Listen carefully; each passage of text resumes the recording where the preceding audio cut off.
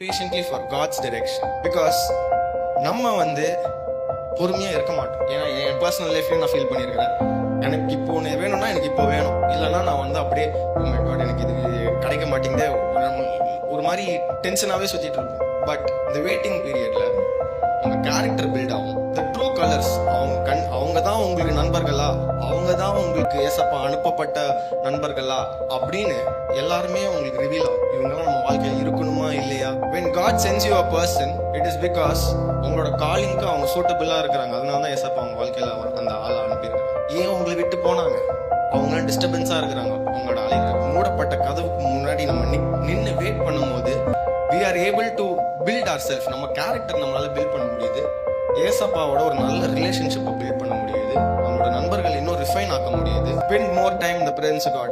ஏசப்பாவோட இருக்கிற தொடர்பை வந்து எப்பவுமே அதிகப்படுத்திக்கிட்டே இருக்கு.